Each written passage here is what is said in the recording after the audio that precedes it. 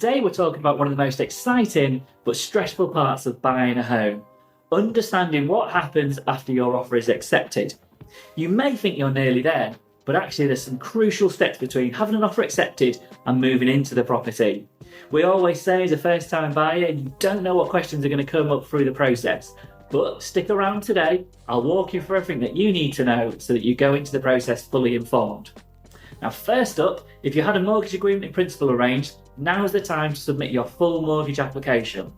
The key steps to this are that the lender will now do a full assessment of your finances, and you'll need to supply some documents to evidence things. So they'll want to see things like your pay slips, your bank statements and identification documents.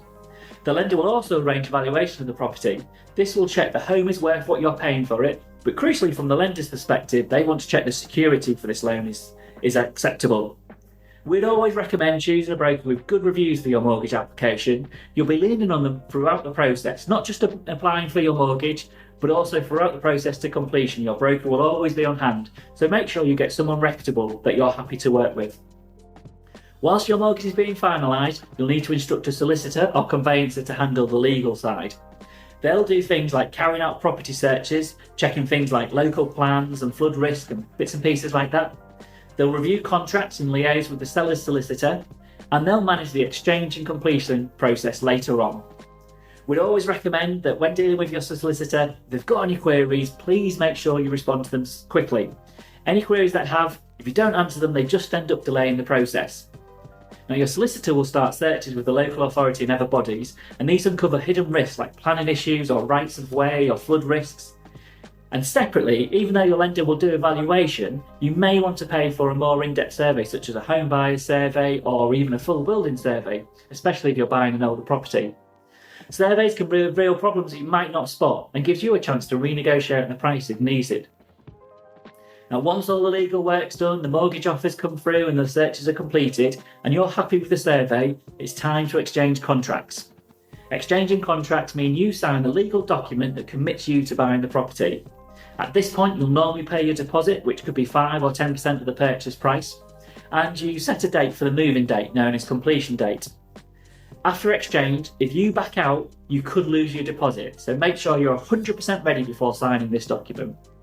Between exchange and completion, a few important things happen. Firstly, you need to arrange some buildings insurance. You need it from exchange because you're now legally responsible for the property. You'll also need to finalise the moving logistics, so booking removal firms, sorting out utilities and starting to change addresses. And you'll need to transfer the rest of your deposit and the funds. Your solicitor will request your mortgage money from the lender, and they'll also request the deposit top-up from yourself. And finally, it's the big day. Completion is when the solicitor confirms they've received all the money and you officially become the new owner. On completion date, you'll get the keys. Often you'll pick these up from the estate agent and you'll officially own the property. And of course, you get to pop some bubbly. You've made it. Completion is often done around lunchtime, so it gives you time to move into the property. But we're relying on banks to move money around, so it all depends on how quickly the money transfers happen and how many people are in the chain as to when exactly you'll get your keys on the day. So there you have it. That's what happens after your offer is accepted, step by step. Buying a home can feel overwhelming, but if you know what's coming, you can stay ahead of the curve. We'd always recommend that you have a professional in your corner, so someone like ourselves who are a whole of market mortgage broker can really make the process go much easier.